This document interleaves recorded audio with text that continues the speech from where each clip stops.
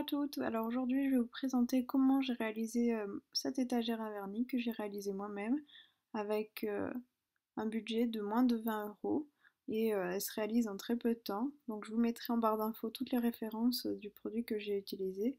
J'ai acheté principalement à Castorama. A tout de suite pour le début.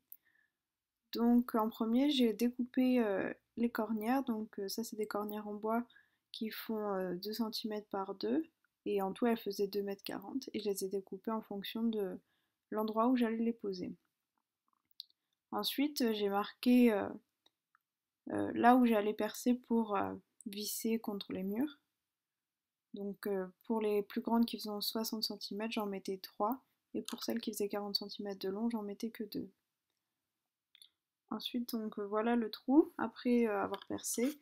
Donc faites attention à ne pas faire un trou trop grand avec la visseuse. Il faut faire en fonction de la taille de vos vis. Et là, j'ai mesuré préalablement pour visser, pour trouver, pardon. Donc ensuite, j'ai rajouté une cornière en PVC blanc pour faire le devant et pour ajouter un petit peu de profondeur au support.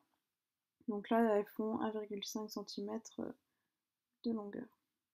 Donc voilà à quoi ressemble l'étagère de 40 cm après avoir été collée. Donc en tout, le présentoir fait 3 cm de profondeur, la taille standard d'un vernis.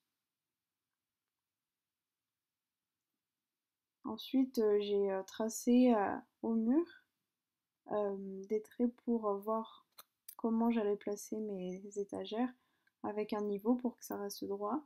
J'ai percé le mur et j'ai mis des chevilles et puis j'ai commencé à visser, puis voilà le résultat vissé contre le mur. Donc là c'est celles qui font 60 cm de long.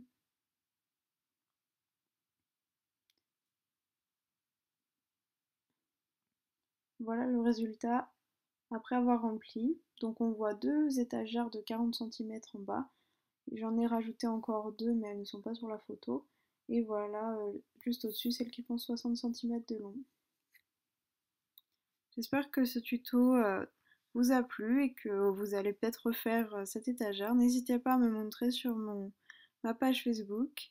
Et si vous avez apprécié, n'hésitez pas à me le marquer en commentaire.